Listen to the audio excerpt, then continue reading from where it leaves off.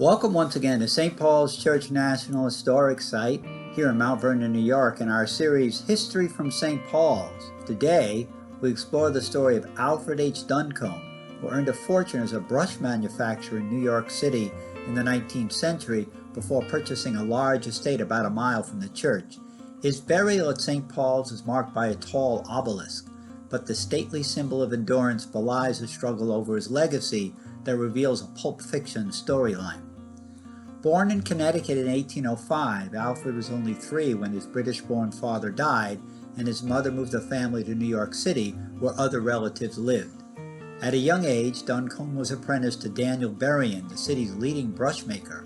Apprenticeships, more than formal schooling, remained a common professional and vocational training system. Upon reaching adulthood in the mid-1820s, Alfred, with the assistance from his mentor, established his own brush production on Pearl Street. In a pre-industrial age, these were spacious facilities accommodating a labor-intensive business. Sitting at tables, scores of workers hand-assembled the brushes. Holes were drilled into wooden blocks and bristles were individually installed, fastened with molten glue. Consumer product lines ranged from hair brushes and toothbrushes to horse brushes and chimney sweepers. Duncombe's factory probably delivered all of these forms of brushes, since his establishment was very productive and profitable. In 1850, he owned a 50-acre estate valued at $30,000, or about $815,000 in today's money, and by the late 19th century, the former apprentice was a millionaire. Duncombe married Helen Stockton in 1829, and they remained together until her death in 1877. 2 sons died very young, but a daughter, Adeline, an eventual participant in the tussle over her father's vast estate, survived into adulthood. She married twice and bore 3 children. The brush manufacturer's burial in the St. Paul Cemetery is related to his business success. The wealth generated by his venture facilitated the purchase in 1846 of a large estate in the rural community surrounding the church. About 20 miles north of the Manhattan Business District, the millionaire created a home reflecting his status as a Victorian-era country squire. An elegant mansion was constructed amid wooden lands reached by crossing stone bridges that arched over brooks that coursed through the property. His first association with St. Paul's appears in connection with the 1846 burial of his mother in the churchyard, concurrent with the purchase of acres of land about a mile from the 18th century stone edifice. A wealthy, respectable gentleman, Duncombe naturally joined the local church upon moving to the area. This pledge commenced a half-century relationship with St. Paul's, and his name is frequently inked into the church records, sponsoring the adult baptism of his 17-year-old daughter Adeline, and later the Episcopal initiation of 3 grandchildren. The small, financially struggling country parish appreciated the generous donations and business talents of a manufacturing giant, through whose financial skill the church had twice been relieved from the burdens of embarrassing debt, the rector William Coffey wrote with gratitude in the 1880s. Duncombe eventually served as chief warden, the highest-ranking lay member of the congregation.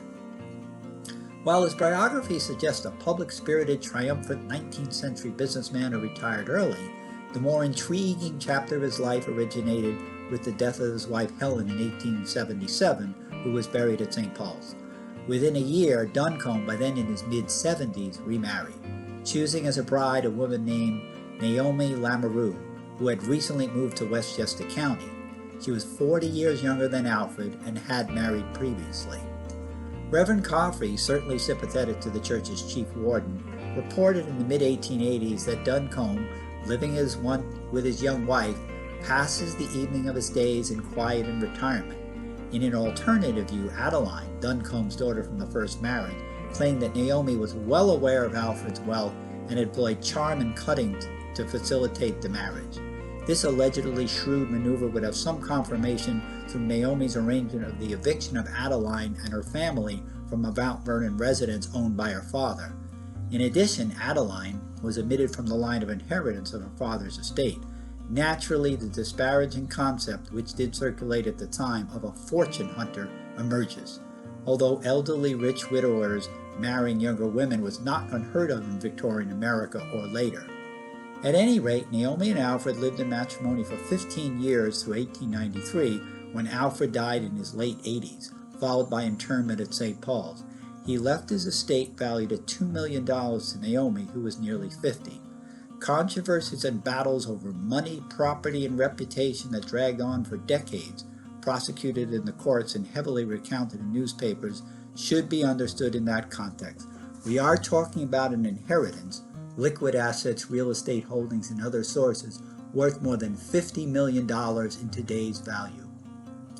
Readers in Mount Vernon and New York City were enthralled with the tribulations of the very wealthy, eccentric widow who was the object of curiosity, jealousy, and efforts to obtain a share of the fortune. An immediate question was whether Naomi was entitled to the entire estate, since Duncombe's daughter and grandchildren survived the brush manufacturer.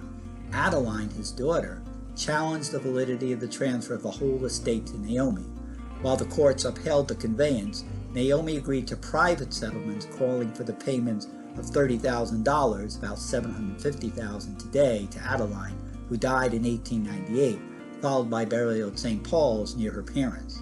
Also defeated in the courts were civil actions years later by Adeline's children, who were Alfred's grandchildren, claiming that Naomi had destroyed another testament that transferred a portion of the estate to Adeline. On the level of popular entertainment, what reporter could resist a shootout at the Stone Mansion between Duncombe family factions, or a raid on an illegal gambling operation when Naomi wagered on horse racing? Especially absorbing was the 60-year-old Naomi's elopement in 1904 with Patrick Ring, who had for several years provided oversight and security on the large estate.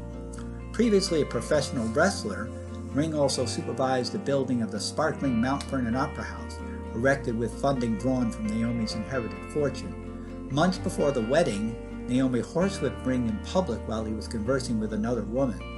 Within 2 months of the nuptials, Naomi disavowed the union, separating from the former circus strongman. The heiress claimed Ring had exercised his control over her safety and property to cunningly maneuver her into marriage to secure portions of her estate. Perhaps one good turn deserves another. Naomi's lifestyle after her inheritance was not reflective of a faithful congregant of a staid Episcopal church, and there's little connection with St. Paul's after the mid-1890s. Accusations by family members that she squandered Alfred's fortune have some credibility. She died in 1911, followed by internment at St. Paul's, with a reported net worth of $1 million, which meant in 18 years she disposed of $1 million, or roughly $25 million in today's equivalent. Please join us again next time for more History from St. Paul's.